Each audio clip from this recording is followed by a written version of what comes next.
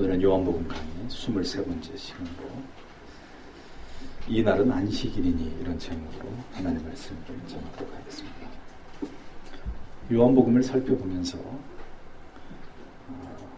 우리는 각 장에서 기록하고 있는 기사들을 주목하되 그 성경의 본문 속에서 그리스도께서 드러내시고자 하시는 주제가 무엇인지를 올바르게 이해하는 것이 중요하다는 사실을 거듭 강조드리고 싶습니다.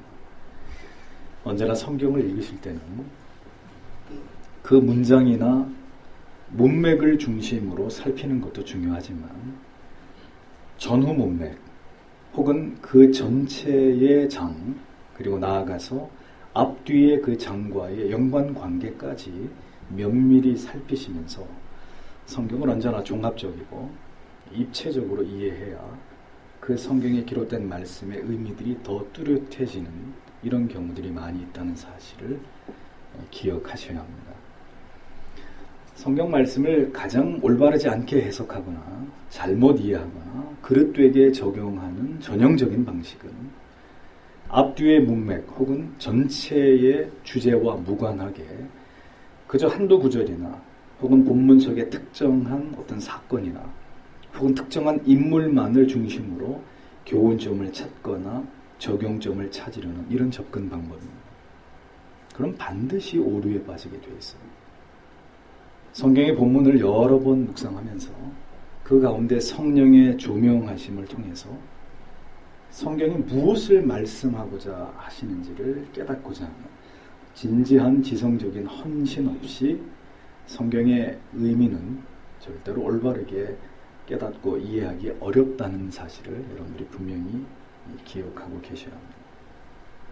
자, 이제 요한복음은 5장으로 넘어갑니다. 우리가 유의해 보아야 할 부분은 이 5장에서부터 예수 그리스도에 대한 적의와 대적들이 본격적으로 그리스도를 핍박하고 그를 죽일 흉계를 꾸미기 시작하는 일들이 표면화되고 있다는 점입니다. 예수 그리스도의 공생애 속에서 마침내 그를 미워하는 자들의 정체가 본격적으로 이렇게 드러나기 시작하는 그런 시기가 바로 지금부터임을 요한복음은 우리에게 보여줍니다. 그럼에도 불구하고 이제 주님께서 어떻게 이들을 대응하시면서 어떤 방식으로 복음 전파를 더 가속시키고 계시는지를 우리는 이 요한복음 5장 안에서 발견하게 됩니다. 그러면 본문 1절을 보겠습니다.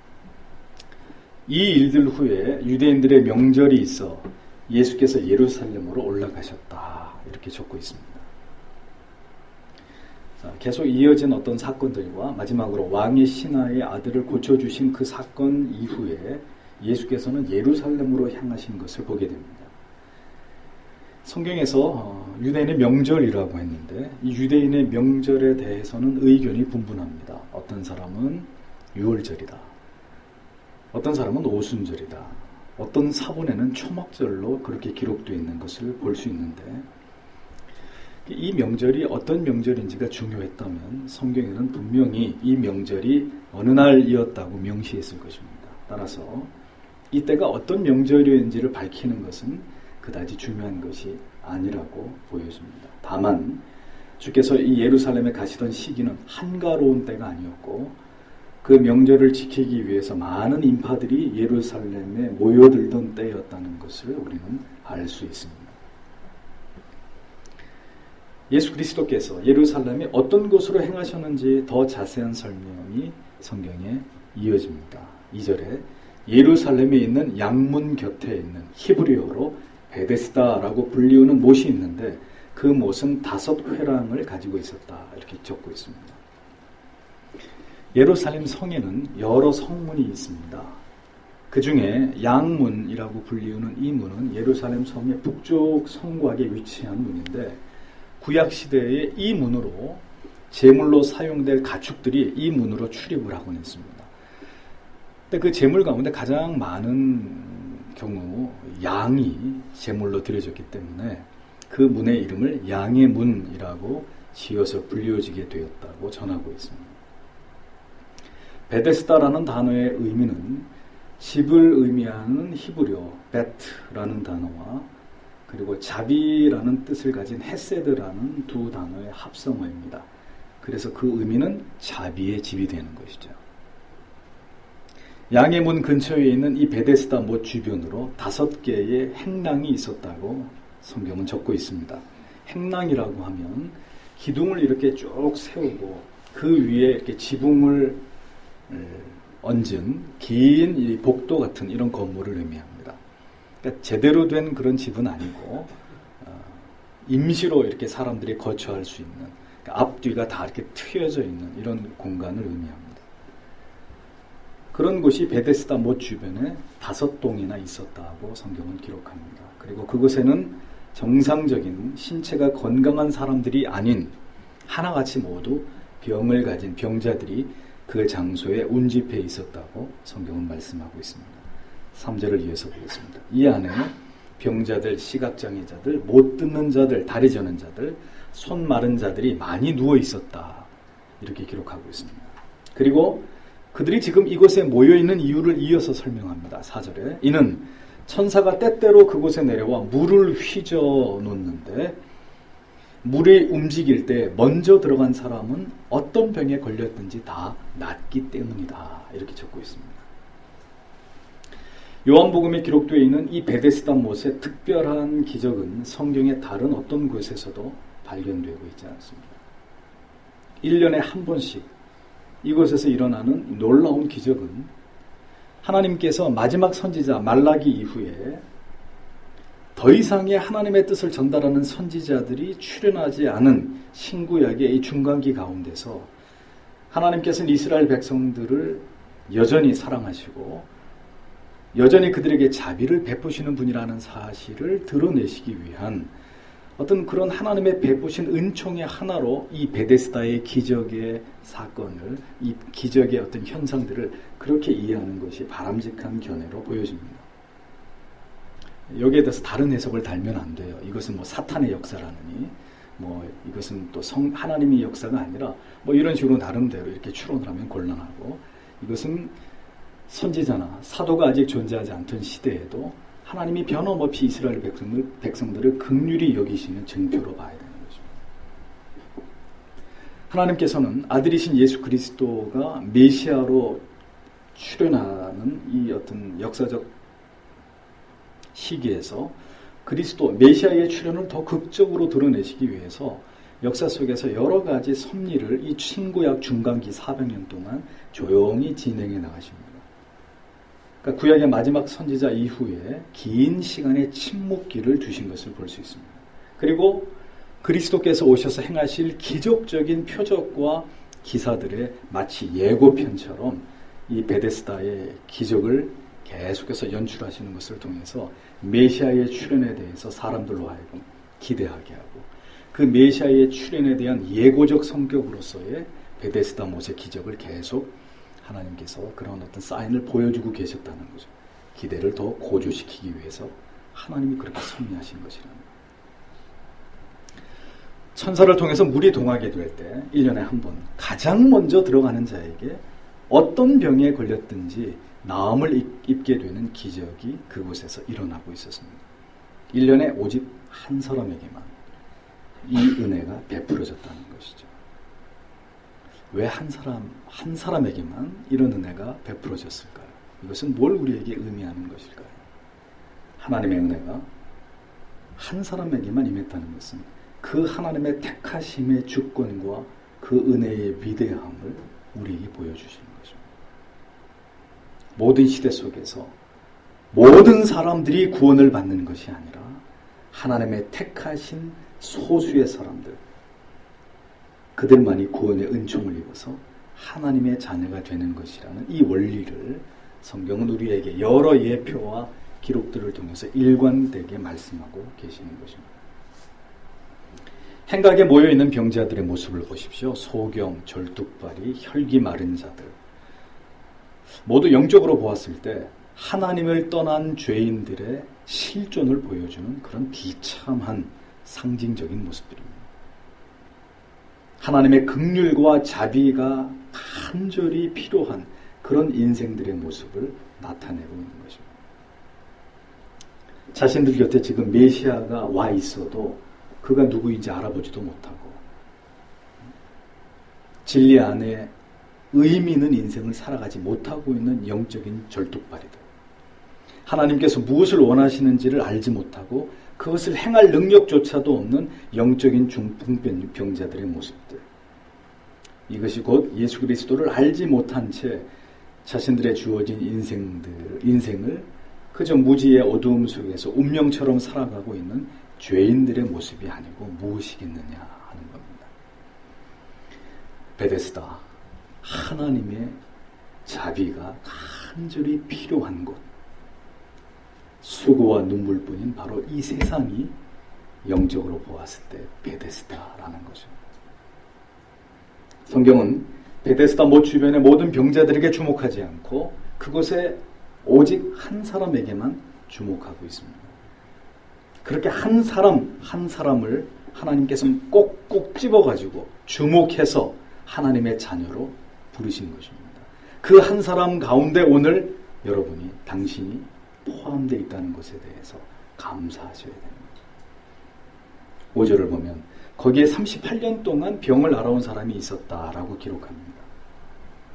1년에 오직 한 사람만이 이 베데스다의 기적의 못에서 치유를 받는데, 이 치유를 받게 된 그들은 이 기적이 일어나는 순간에 자신의 힘으로든 아니면 자신을 도와줄 여러 사람들의 도움을 이끌어낼 수 있었던 그런 사람들이었을 것입니다.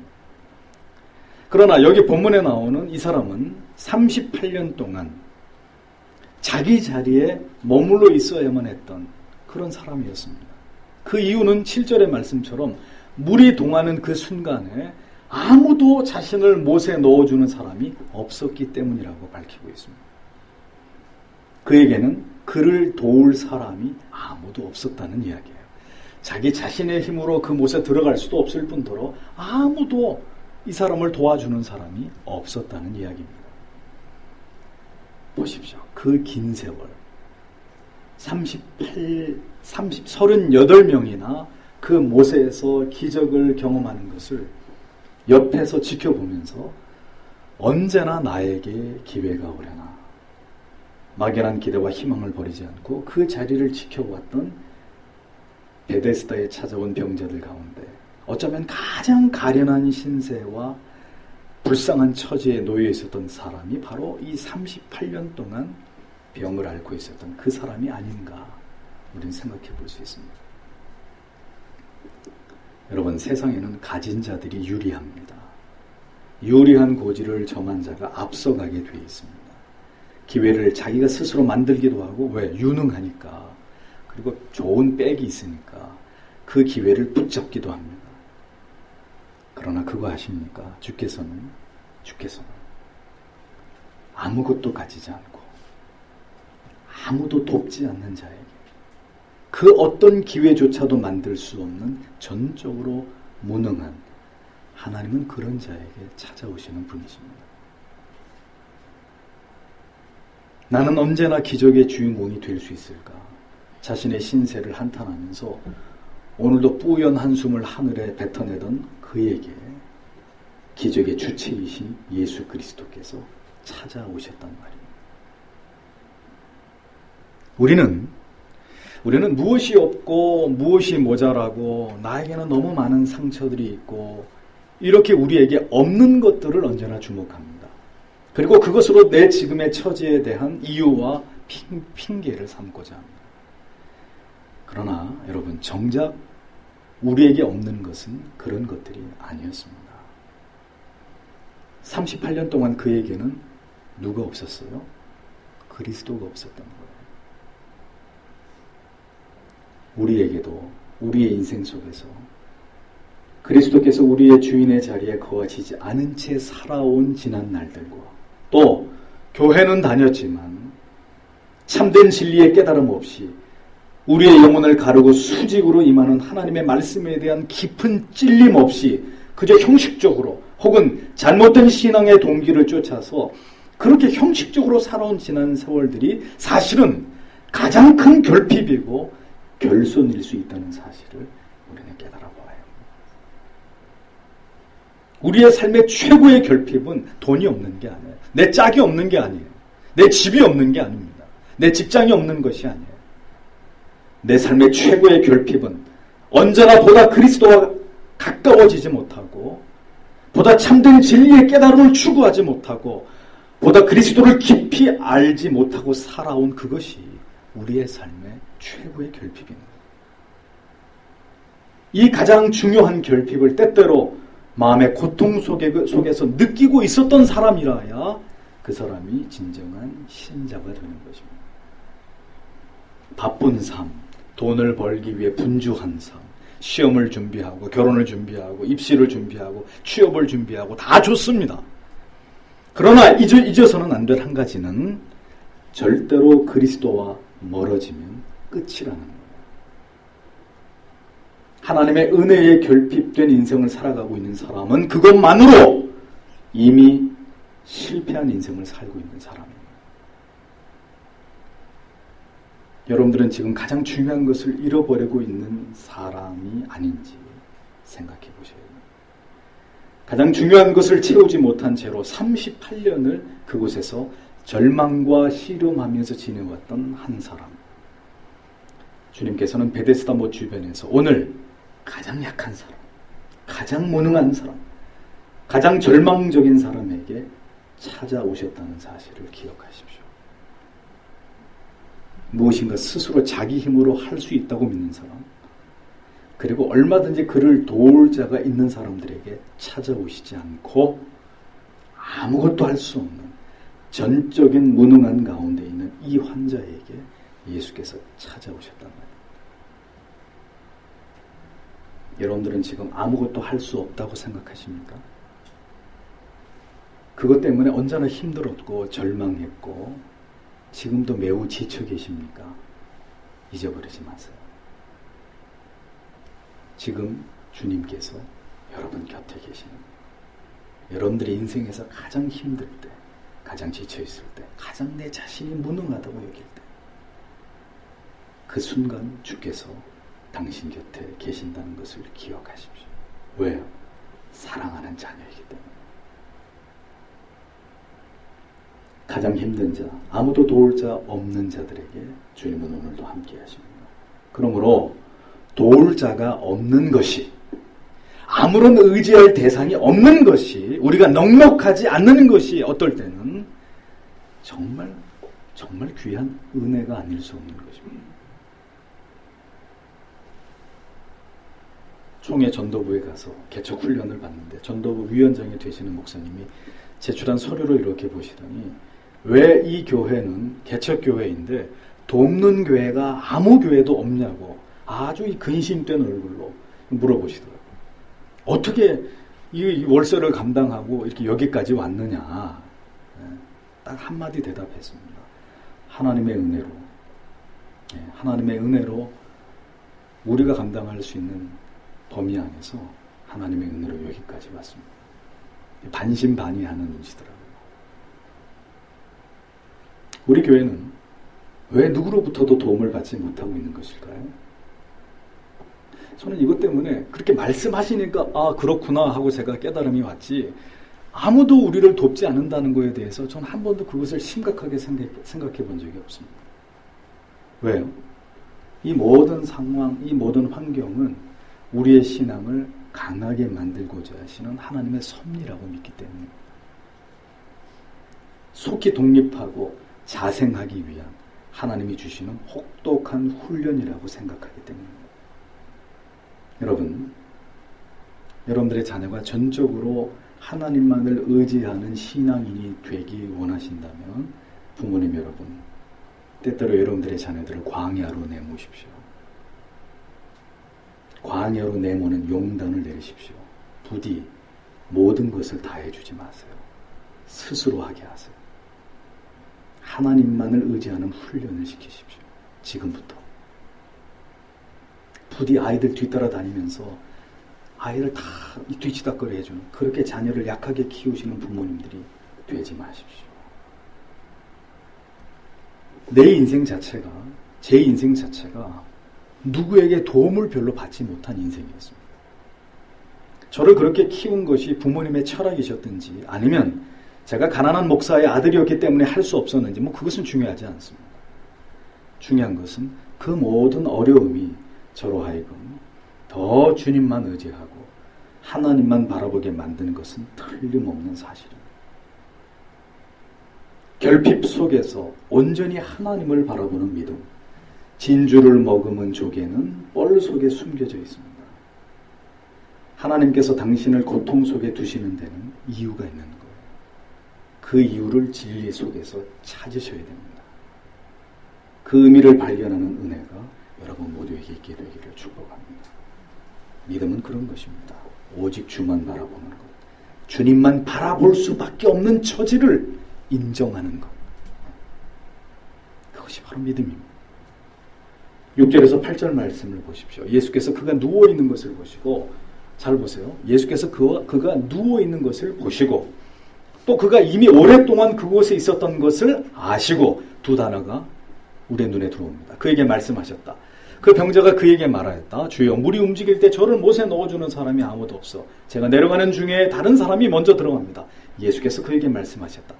내 침상을 들고 일어나 걸어가라. 자, 유의해서 보세요. 예수께서 그가 누워있는 것을 어떻게 했다고요? 보셨습니다. 그리고 오랫동안 그가 그 자리에 있었다는 것을 알고 계셨습니다.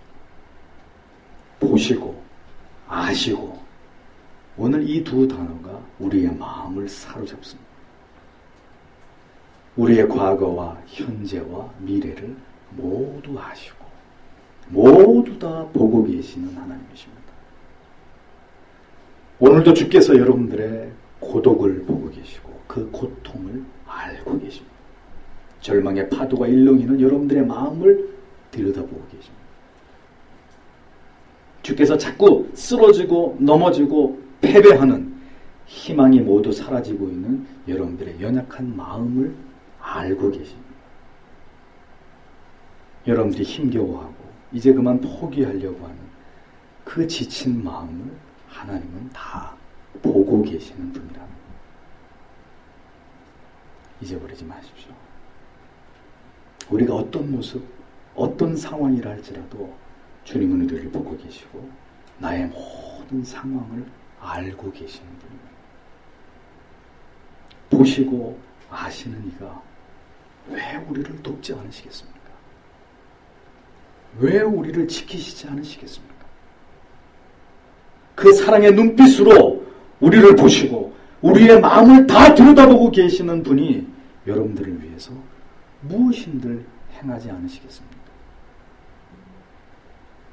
마침내 호카이로스, 하나님이 정하신 그때, 호카이로스, 그때가 되면 우리에게 다가오시는 분입니다.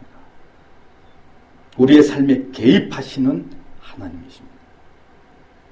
이제 고통은 여기서 그만, 내가 너를 오늘 고쳐주어야겠구나, 낫기를 원하느냐, 이렇게 물어오시면서 마침내 우리의 그 고통의 한가운데 하나님이 개입하시는 순간이 찾아온단 말이에요. 그때까지 인내하도록 우리를 붙드시고 그 긴 세월을 이길 수 있는 힘을 주시는 이도 우리의 의지가 아닙니다. 하나님이십니다. 반드시 그날은 우리에게, 여러분에게 찾아오야만 한다는 것을 믿으셔야 합니다. 마치 자신에게 주어진 운명처럼 자신의 가난한 날들, 어렵고 힘들고 절망적인 날들과 싸우고 있는 그런 지체 여러분, 모든 걸 보고 계시고 알고 계시는 주께서 여러분들의 손을 덥석 잡아주실 날이 반드시 찾아올 것이라는 것을 기억하십시오. 그렇게 우리에게 다가오셨기 때문에 우리는 어느 날 잊을 수 없는 생애적인 고백 속에서 뺨을 적시는 눈물 속에서 주님을 만나게 된 것 아닙니까? 내가 낫고자 하느냐? 주님께서는 한 가지를 물어보셨습니다. 낫기를 원하느냐? 대답은 간단할수록 좋습니다. 간단하면 됐습니다. 네, 이제 이 자리에서 저도 떠나고 싶습니다. 그 한마디면 좋겠습니다. 그러나 이 38년 묵은 병자는 많은 말들을 추가하고 있습니다. 왜일까요? 믿음이 연약했기 때문이죠. 그냥 네 한마디 하면 될 것을. 주님, 물이 동할 때 나를 넣어주는 사람이 없었습니다. 나는 가려고 하는데 다른 사람이 먼저 들어가서 그 못에 다다르기 위해서 나는 무척 노력했지만 언제나 번번이 다른 사람이 먼저 들어가서 그 기적의 주인공이 되곤 했습니다. 서러웠던 지난날의 고통에 대해서 그는 지금 예수께 토로하고 있었습니다. 그냥 네 한마디만 하면 되는 건데 주님께서 듣고 싶었던 말씀은 그것이 아니었습니다. 믿음이 없었기 때문이죠. 오늘 주께서 나를 고쳐주실 것을 알지 못했기 때문이고 주께서 나를 완벽하게 아신다는 믿음이 없었기 때문에 자기의 처지와 형편에 대해서 주저리 주님께 자기의 상황과 처지에 대해서 이야기를 하고 있었던 것입니다. 그런 거죠. 항상 하나님은 나를 완벽하게 아시는데도 나는 하나님이 나를 모를 거야. 우리는 늘 그렇게 생각한다는 거죠. 그래도 상관없습니다. 주님께서는 오늘 이 38년 동안 병에 묶여 있었던 이 영혼을 그 질병으로부터 그 죄악으로부터 건져주시기로 작정하셨기 때문입니다. 가장 위대하신 메시아의 선언과 선포가 오늘 우리의 마음에 감동의 파장을 일으킵니다. 뭐라고 말씀하셨습니까?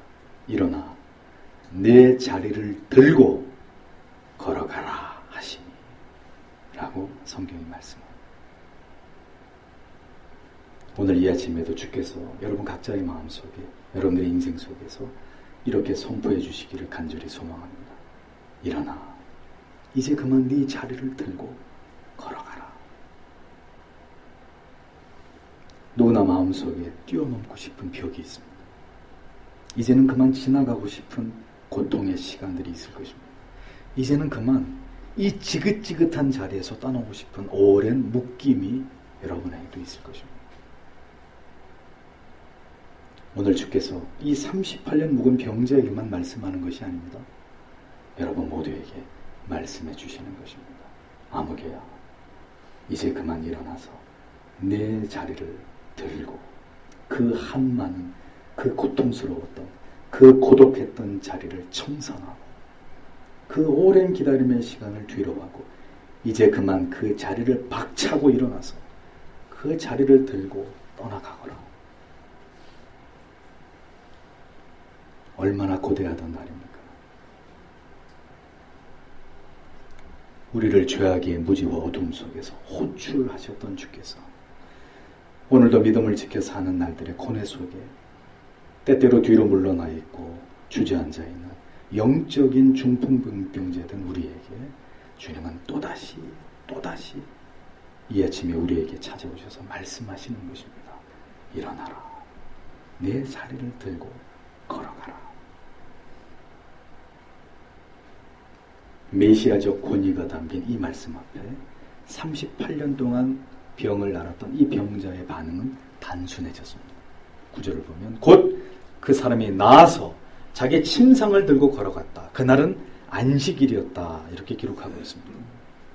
38년 동안 절망의 자리를 지키고 있던 그가 주님의 이 말씀 한마디에 그 자신을 일으키는 불같은 의지를 불어넣어 주시는 주님의 말씀에 그대로 순종해서 일어나서 자기의 침상을 들고 걸어가게 되는 기적이 일어난 사실을 성경은 담담하게 기록하고 있습니다. 성경은 이러한 기적적인 사건을 다룰 때 결코 호들갑을 떨지 않습니다. 왜 그럴까요? 그러면 메시아의 권위가 떨어지거든요. 그 위대하신 선포와 명령의 발효가 실추되기 때문입니다. 말씀이 떨어졌으면 그대로 되어지는 것이 하나님의 권능이고 메시아의 권위인 거죠.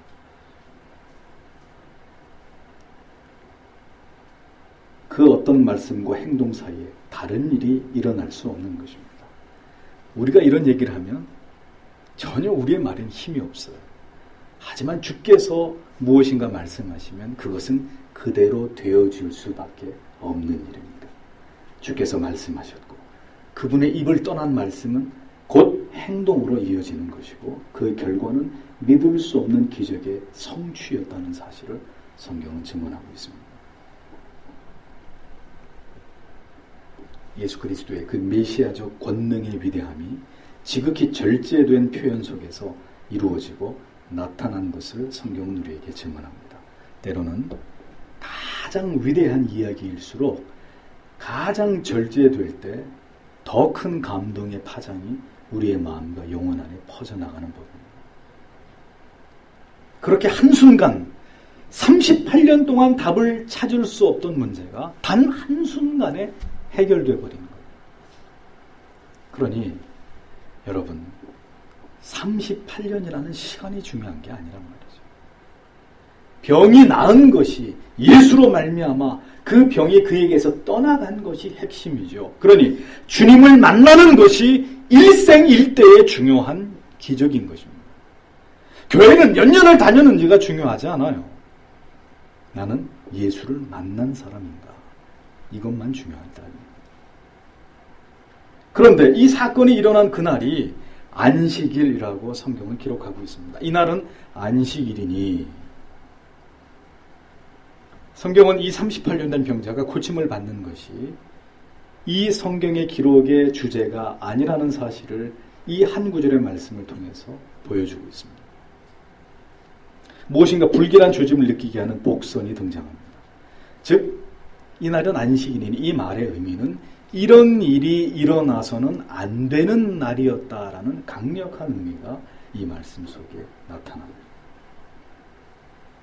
왜 그러냐? 왜 그럴까요? 안식일. 이날은 정통적인 유대인들은 철저하게 이날을 율법적으로 지켜왔습니다. 유대인들에게는 안식일에 대해서 매우 엄격한 규례들이 있습니다. 그 규례에 의하면 안식일에는 어떤 노동도 금하였는데 안식일에는 어떤 물건도 옮길 수 없었습니다. 예를 들면 여기 볼펜이 있단 말이에요. 이 볼펜을 들고 가는 건 율법을 어기는 건데 이걸 옷 속에다 이렇게 넣고 가면 율법을 어기는 게 아니에요. 네? 손수건을 들고 가면 율법을 어기는 죄가 되는데 목에 손수건을 메고 가면 이건 또 허용이 되는 것이죠. 그런데 침상에 누워있으면 괜찮은데 침상을 손에 들고 걸어가는 즉시 그것은 율법을 어기는 자가 되는 것이죠. 그것이 유대인들의 안식일의 규례였단 말입니다. 그러한 규례에 그들은 목숨을 거는 사람들이었습니다. 왜 그럴까요? 왜 그런 것들을 중요하게 여길까요? 자기들의 의와 관계되는 부분이니까. 참으로 한심한 사람들이 아닐 수 없는 거죠. 자, 이런 상황에서 38년 전 병자는 자기의 침상을 들고 걸어가고 있었고 마침내 율법을 어기고 있는 그의 모습은 그곳에 있던 유대인들의 눈에 띄게 되고 만 것입니다. 10절의 말씀을 보면 그래서 유대인들이 병이 나은 사람에게 말하였다. 오늘은 안식일이라 네가 네 침상을 드는 것이 옳지 않다. 기가 막힌 말입니다.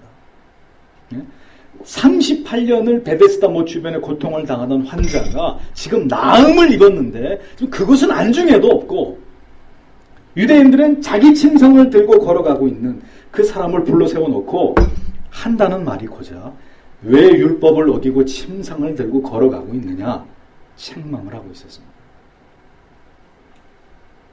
하나님이 그에게 행하신 일보다는 그들에게 중요한 것은 율법의 잣대로 사람을 정죄하는 일이었다.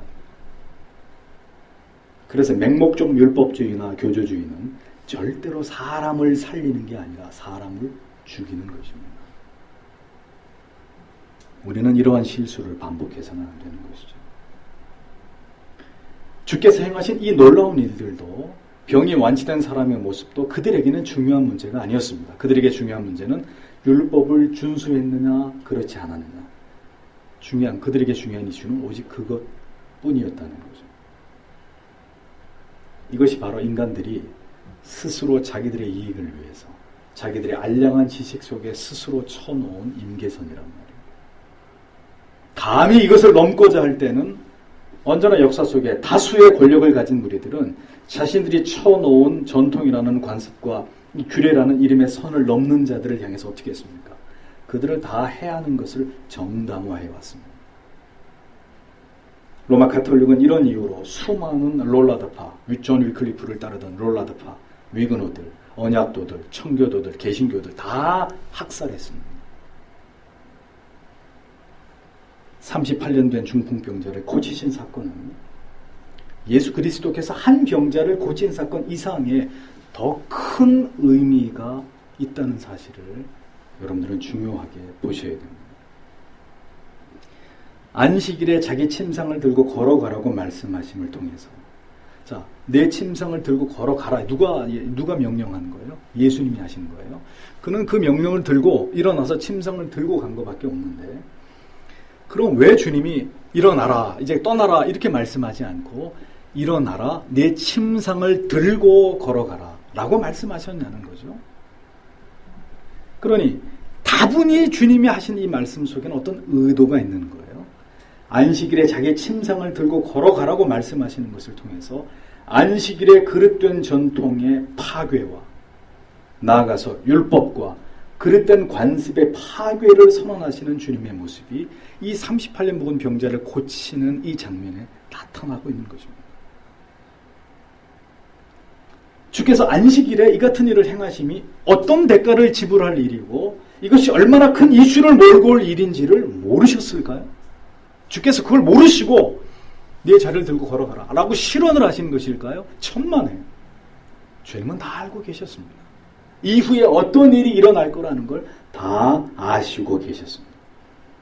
이는 자신을 대적하는 자들에게 자신을 핍박할 중대한 빌미를 주게 되는 일임과 동시에 이제 주께서는 유대주의 지도자들에게 공공의 적으로 낙인 찍히게 되는 결정적 계기가 될 일이라는 사실을 주님은 다 알고 계셨단 말이에요. 그럼 그 모든 것을 아시면서 왜 주께서는 그 같은 일을 행하신 것이냐? 왜일까요? 이는 주께서 이 땅에 오신 목적을 이루시기 위해서였습니다. 주님께서 오신 이유는 율법의 속박 속에서 고통당하는 모든 영혼들을 그 율법의 억압으로부터 건져내시기 위함이었습니다. 그러므로 과감하게 주님께서는 이후로 기회가 주어질 때마다 율법을 깨트리고 거룩한 변화를 불러오는 일에 절대로 물러서지 않는 이런 모습들을 복음서에서 우리는 보게 되는 것입니다. 11절. 그러나 그가 그들에게 대답하였다. 나를 낫게 하신 분이 내게 내 침상을 들고 걸어가라고 말씀하셨습니다. 내가 하고 싶어서 한 게 아니라 나를 고쳐주신 분이 그렇게 하라고 했다는 것입니다. 12절에 그들이 그에게 물었다. 내게 침상을 들고 걸어가라고 말한 그럼 그 사람은 누구냐? 13절에 그러나 병이 나은 사람은 그가 누구인지를 몰랐으니 이는 그곳에 군중이 많아 예수께서 떠나셨기 때문이다. 이렇게 적고 있습니다. 자, 유대주의자들은 감히 누가 감히 안식일의 규례를 범해도 좋다고 말했는지 대라 이겁니다. 그가 누군지. 그렇게 많은 사람이 누군지를 색출하는데 이 유대인들은 관심을 집중하고 있었습니다. 그래서 누가 이 같은 행동을 지시했는지를 그에게 추궁하고 있었던 거죠. 다시 얘기합니다. 그들의 관심은 38년 동안 고통을 당하는 병자가 그 병에서부터 노임을 받은 그 일이 아니었습니다. 그들은 영혼을 사랑하는 사람들이 아니었습니다. 그들은 오직 율법을 이용해서 자기들의 기득권을 지키는 것만이 그들에겐 중요한 가치였을 따릅니다. 그러니 이러한 유대주의가 이렇게 부패하고 썩은 것을 아셨기 때문에 주께서는 온 몸으로 이러한 율법주의에 저항하시면서 그들의 이같이 부패한 신앙을 공격하신 것을 성경은 보여주는 것입니다. 한국 교회는 뿌리 깊이 부패했습니다. 교단도 신학교도 온통 정치하는 목사들에 의해 지배당하고 불법과 몰상식의 관행들이 대물림되고 있는 이런 것이 오늘의 현실입니다. 둘 중에 하나를 선택해야 합니다. 기성교단에서 개혁을 위해 몸부림을 치는 투쟁을 할 것인가, 아니면 부패함 속에서 거룩한 분리를 통해서 새로운 조직과 교단과 공동체를 구성할 것인가. 예수 그리스도의 이 개혁의 정신과 거룩한 저항을 본받아서 우리 교회도 할 수 있는 데까지 최선을 다해서 우리가 있는 곳에서 개혁을 실행해 나가야 되는 것입니다. 그래서 우리는 한국교회 마지막 보수신학의 보루인 이 교단을 선택하는 것이고 다시 한번 그 속에서 온몸으로 부딪혀 보려고 하는 것입니다. 올바른 진리를 깨달아서 바른 신앙과 신학과 전통으로 회귀하는 것이 중요합니까? 아니면 지극히 무모한 인간이 만든 관습과 절기들의 그것을 의미 없이 추종하는 것이 그것이 의미 있는 것입니까? 개혁신앙과 사상을 가지고 분연히 우리는 한국교회가 잘못 만들어 놓은 관행들을 다 파해 나가는 일에 앞장서는 그런 교회가 되어야 합니다. 14절에서 16절을 보면 이후에 예수께서 성전에서 그를 만나 그에게 말씀하셨다. 보라, 내가 나았으니 다시는 죄를 짓지 말아서 악한 일이 내게 일어나지 않게 하여라. 그 사람이 가서 자기를 낫게 하신 분이 예수라고 유대인들에게 전하였다. 이 때문에 유대인들이 예수를 핍박하였으니 그것은 안식일에 그가 그런 일을 행하셨기 때문이다. 이렇게 성경이 기록하고 있습니다. 보십시오. 다시 이 병에서 나은 사람을 성전에서 예수님이 만나게 됩니다.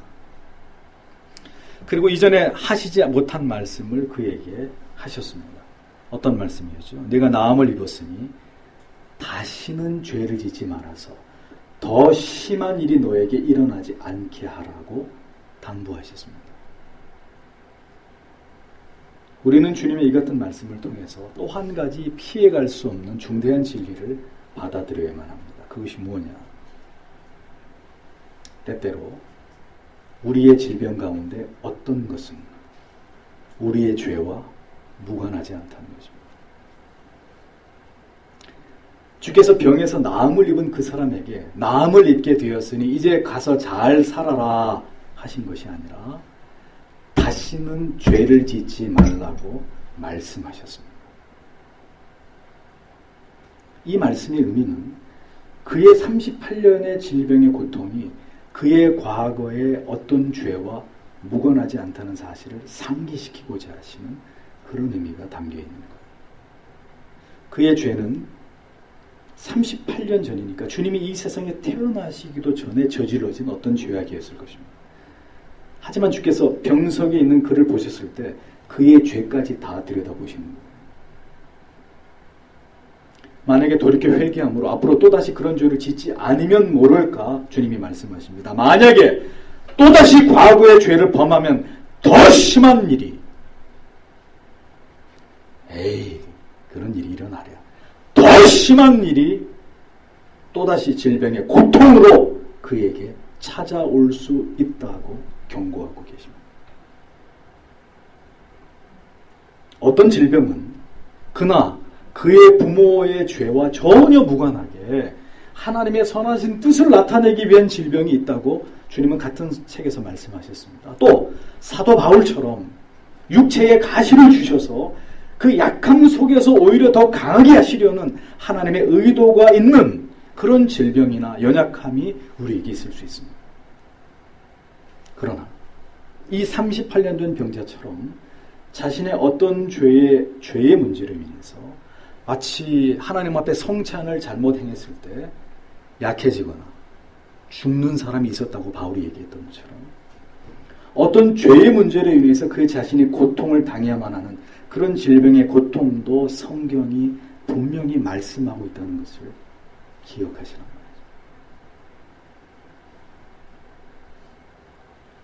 말이죠. 그래서 우리는 교만과 불순종으로 일궈냈던 사람은 어떻게 됩니까? 즉시 순종하고 겸손해지려고 해야 되는 것이고 하나님과 세상과 돈과 명예를 나의 자존심을 더 사랑하고 중요하게 여겼던 사람들은 이제 나를 내려놓고 주님만을 높이고 사랑하려고 마음을 바꿔야 되는 것이고 자신의 정욕과 탐욕을 쫓아 행하던 사람은 보혈의 능력으로 이런 것에서 자신을 격리시키고 경건한 삶을 살기 위해서 이전보다 더 큰 고통을 당하는 일을 철저하게 예방해 나가는 이러한 삶을 살아야 되는 것입니다. 왜? 그것이 성경이 우리에게 가르치고 있는 교훈이기 때문에. 분명히 말씀드립니다. 여러분 가운데 질병을 앓고 있는 계신 분이 계시기 때문에 또 저의 말에 오해할까 봐 말씀드리는데 모든 질병과 육신의 연약함이 죄 때문이 절대로 아닙니다. 아니나 어떤 질병은 어떤 고통은 나의 죄로 말미암아 자초한 질병과 고통일 수 있는 것입니다. 그러하게 주님이 가서 다시는 죄를 짓지 마라. 이전보다 더 심하게 될 수 있다. 이런 말씀을 하십니다. 그래서 질병은 회개의 기회가 되고 새로워질 수 있는 기회가 되는 것입니다. 그 어떤 질병의 고통도 돌이켜 회개하신다면 지옥의 고통보다는 비교할 수 없이 가벼운 것 아니겠습니까? 우리는 그것을 기억해야 되는 거죠. 주께서는 그 나음을 입은 영혼에게 매우 중요한 말씀으로 사랑을 담아서 이렇게 권면하셨습니다. 그런데 예수께 이 말씀을 들은 38년 된 병자는 그 말씀을 깊이 상고하면서 주님께 그렇게 살아가겠노라고 자신의 마음을 고백하고 감사를 드렸다는 고백은 성경 어디에도 나오지 않습니다. 다만 이 말씀을 들은 직후 그의 행동은 무엇이었습니까? 곧바로 유대주의자들을 찾아가서 일전에 나를 추궁했던 누가 그렇게 하더냐? 그 사람이 바로 예수입니다. 라고 고했다는 거죠. 예수라 하니라. 여기서 예수라 하니라라고 본문에 기록되어 있는데 하니라라고 번역된 헬라어 아넨게일렌이라는 히브리 말, 이 헬라 말의 의미는 이 하니라 이 말 속에 그가 보고하였다 이런 의미예요. 또 이 단어가 쓰여진 다른 예들을 보면 정보를 제공하다, 더 충격적인 비밀 따위를 털어놓다, 더 다른 사람의 일거수일투족을 하나하나 알려주다 이런 의미가 담겨 있습니다. 나음을 입은 환자의 이 같은 행동이 악한 것인지 선한 것인지 한글 성경을 통해서는 정확히 알 수 없어요. 그런데 원문을 보면 어렵지 않게 이해할 수 있습니다. 그는 배은망덕한 인물이라는 거죠. 38년 묵은 이 병자는 성경에서 절대로 주목받을 수 없는 죄인에 지나지 않았습니다. 그는 유대인들에게 자신을 낫게 해준 이 예수 그리스도를 고자질합니다. 예수님은 가서 다시는 죄를 짓지 말고 그래서 이전보다 더 악한 그런 경우를 당하지 말아라. 사랑을 담아서 그에게 권면하고 있는데 그 말에 아무 대답도 하지 않고 곧바로 가서 나한테 그렇게 말한 사람이 예수입니다. 라고 유대주의자들에게 예수를 고발합니다. 그게 그렇게 급한 일이었을까요? 인간은 이렇게 간사한 존재입니다. 자신이 어떤 고통 가운데서 건짐을 받았는데도 또다시 자신에게 찾아온 어떤 위기 앞에서 율법을 어겼기 때문에 자기가 지금 위기에 처했잖아요. 그 위기 앞에서 예수 그리스도에 대한 정보를 넘겨줌으로써 스스로 그 유대인들의 감시의 대상에서 벗어나고자 하는 배은망덕한 이 병자의 신앙을 보십시오. 그래서 전 여러분들에게 말씀드립니다. 병이 나음을 입어서 예수를 믿게 됐다. 알 수 없는 신앙입니다. 합격이 되어서 예수를 믿게 됐고 마음의 소원이 이루어져서 열심히 교회에 나오게 됐고 친한 사람 때문에 교회에 나오게 됐고 정체불명의 알 수 없는 위험한 신앙입니다. 그 신앙이 진위가 드러나기 전까지는 그런 동기 때문에 믿음을 갖게 됐다. 알 수 없는 신앙입니다. 이런 신앙은 언제든지 이 38년 된 병자처럼 신앙의 자리를 이탈할 수 있기 때문에 그리스도를 잊어버릴 수 있기 때문에 그래서 지난주에 예수께서 뭐라고 하셨습니까? 표적과 기적을 보지 않고는 도무지 믿으려고 하지 않는다. 그건 완전한 믿음이 아니라고 주께서 말씀하신 거죠. 그 사람이 그러면 이렇게 자기를 고자질할 것이라는 것을 주께서 모르셨겠습니까? 아셨다는 거죠. 그런데 그걸 아시면서도 다시 그를 만나서 그런 얘기를 하신 이유는 자신을 이제 적들 가운데 드러내기를 원하셨기 때문입니다. 스스로 이제 박해 속으로, 핍박 속으로 들어가시는 주님의 모습을 보여주시는 용감하신 그리스도. 어떤 대상도 두려워하지 않으시고 이제 그 폭풍 속 한가운데로 걸어 들어가시는 주님의 모습을 우리는 성경 속에서 대면하게 됩니다. 저는 이런 주님의 모습을 보면 가슴이 뜨거워져요. 여러분, 주를 따라서 그 폭풍 속으로 들어가실 준비가 되어 있으십니까? 변화는 기존의 것을 깨트리고 도전하면서 그것을 부정하지 않고는 변화는 일어나지 않습니다. 개혁되지 않습니다. 주님께서는 모든 유대주의의 율법주의적이고 가식적인 것들을 공격하시면서 그것들을 해체시키기 위해서 주님이 이 땅에 오신 목적 중에 사명 중에 하나가 바로 그것이었기 때문에 그러하기에 그분은 자신의 생명을 노리는 자들이 하나 둘씩 생겨나는 것들에 대해서 절대로 두려워하지 않으시는 거예요. 내가 이것 때문에 왔기 때문에 앞으로 어떤 일을 당하더라도 나는 그 길을 갈 것이다. 늠름하신, 용감하신 주님의 모습을 보는 것입니다. 성도 여러분, 결정적인 부딪힘을 각오하세요. 준비하세요. 피해갈 수 없습니다. 타협할 수 없습니다. 그리스도의 삶은, 그리스도인의 삶은 적을 만드는 삶입니다.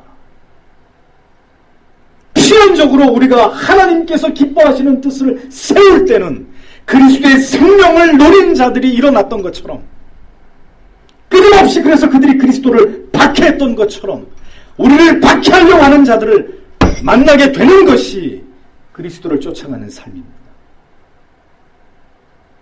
이것은 신자가 반드시 각오해야 될 일입니다. 그 박해자가 여러분들의 부모가 될 수 있고, 남편이 될 수 있고, 아내가 될 수 있고, 가까운 친구나 지인이 될 수도 있는 것입니다. 매일 회사에서 만나야 되는 상관일 수 있고, 지도를 받는 교수일 수 있고, 선생일 수 있고, 가까운 선배나, 하지만 이는 우리에게 어떤 피해갈 수 있는 다른 선택을 요구하는 것이 아니라 핍박을, 불이익을, 박해를 우리에게 요구하는 일이라는 사실을 기억하십시오. 주를 따라가지 않겠다면 얼마든지 넓은 길이 있고, 피해갈 길이 있고, 돌아갈 길이 있고, 편법이 있고, 여러 가지 우리가 취할 수 있는 수단과 방법이 있습니다. 마귀는 그런 지혜를 자꾸 우리에게 줍니다. 하지만 마음의 뜻을 세워서 이 용감하신 그리스도를 따라서 나도 진리를 붙들고 그 길을 가련다 하고 마음 먹으면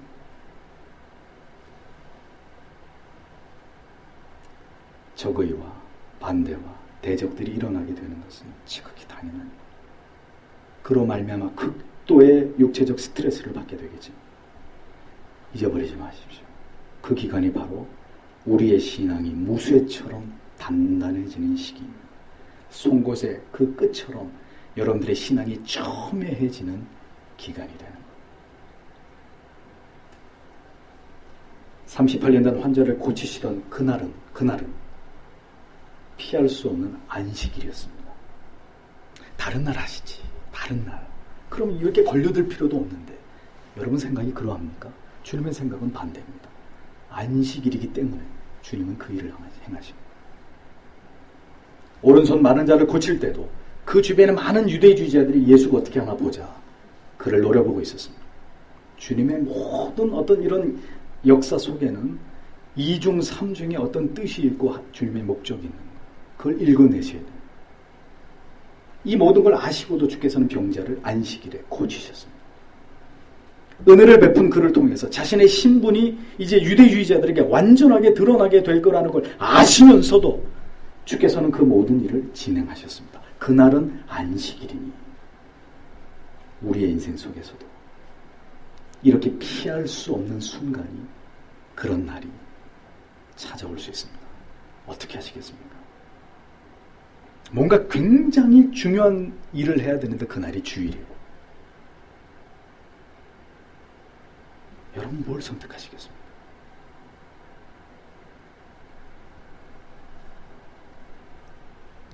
우리는 불이익을 당하게 될 것을 미리 알고 두려운 일이 임박했음을 감지하면 어떻게 하죠? 도망가려고 합니다. 피하려고 합니다. 타협해버리려고 합니다. 이것은 우리의 연약함입니다. 주께서는 어떻게 하셨습니까? 정면으로 이 모든 상황을 돌파해 나가십니다.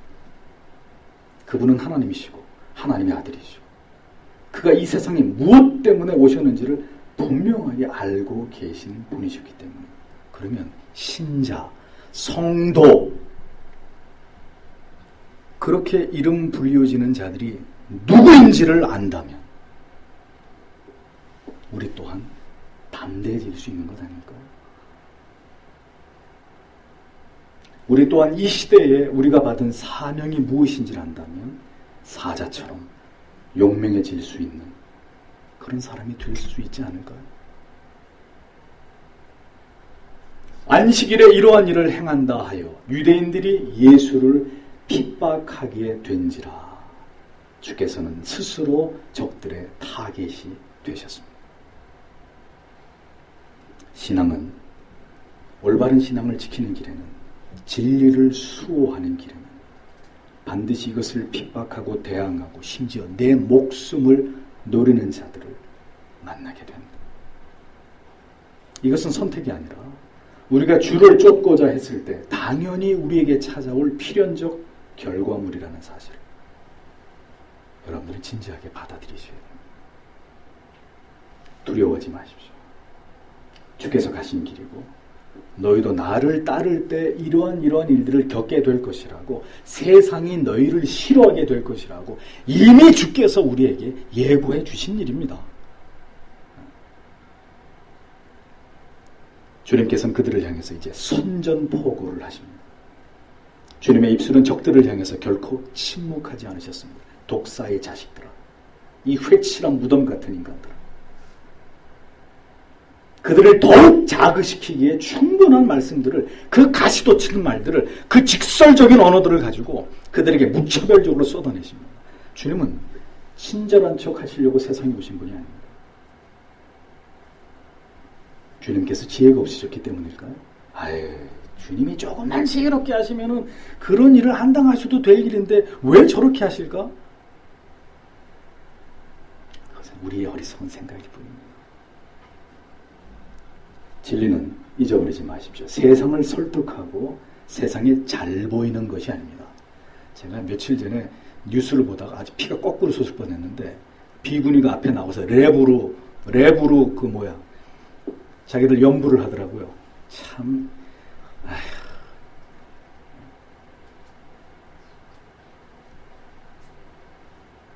진리는 세상을 설득하고 세상에 잘 보이려고 하는 것이 아니라 세상을 공격하고 세상에 허를 찌르고 세상의 치부를 드러내는 것입니다. 그것이 진리의 편의 선자들의 삶이고 사명입니다. 17절 18절 그러나 예수께서 그들에게 대답하셨다.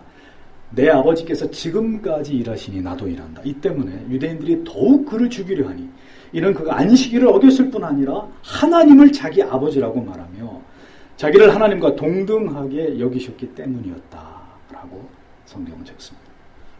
물러서지 않으시는 주님. 주께서 안식일에 행한 일에 대해서 주님께서 당당하게 자신의 행위는 일하시는 하나님처럼 그 하나님의 뜻을 이루는 정당한 일이었다. 나는 정죄받을 그 어떤 일도 하지 않았다. 당당하게 말씀하십니다.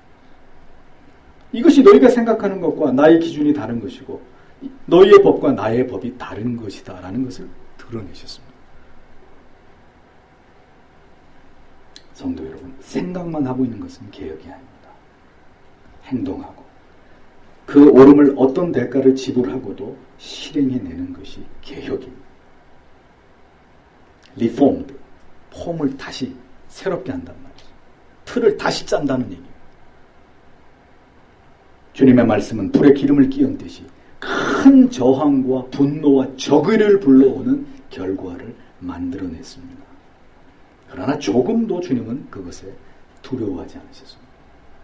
그것이 하나님의 뜻을 이루는 길이고 방법이었기 때문이죠. 세상의 분노가 두려우십니까? 하나님을 알지 못하는 자들의 적의가, 안티들이 이 댓글 다는 그런 것들이 두려우십니까? 개독교인들이라고. 그렇다면 믿음의 길을 가기는 어려울 것입니다. 그런 것들이 두려우면 우리는 주님을 따르는 길을 애시당초 포기해야 합니다. 진리를 진리대로 선포하고 외치지 못한다면 그것은 교회일 수 없고 그런 말들을 추종하는 것은 신앙이 아닙니다. 안식일의 개념을 올바르게 수정하고 자신이 하나님의 아들이시라는 사실을 숨기지 않고 드러내시는 메시아의 모습이 결코 잘못됨이 없듯이 진리를 따라서 올바른 교리와 신조를 따라서 우리의 신앙을 바로잡는 것, 우리의 신앙을 개혁하는 것, 그것은 절대로 두려워할 일이 아닙니다. 어떠한 저항이 있고 핍박이 있어도 우리가 세워 나아가야 될 바요, 개혁해 나아가야 될 우리의 사명인 것이죠. 저는 이 시대를 위해서 하나님께서 서교 장로교회를 세우셨다고 믿습니다. 뜻이 다른 사람들, 진리의 함성을 듣지 못하는 자들과는 결코 함께 갈 수 있는 길이 아니기 때문에 분리시켜서라도 그 길을 가게 하시는 것이라고 저는 그렇게 결론 내립니다. 저는 오늘도 이 성경 속에서 이 시대를 향하신 그분의 음성을 듣습니다. 그래서 가슴이 뛰고 심장이 뜨거워집니다. 진리를 놓고 사명을 놓아버리면 우리의 심장은 식어지고 우리의 가슴은 급속히 냉각될 것입니다. 그 고동소리는 약해질 것입니다. 그러나 진리를 움켜쥐고 사명을 생각하면서 그리스도를 응시하는 한 우리의 가슴은 계속해서 뜨거워질 것이고 우리의 심장은 주님이 오시는 그날까지 고동칠 것입니다. 그렇게 주님을 섬기다가 가야 하지 않겠습니까?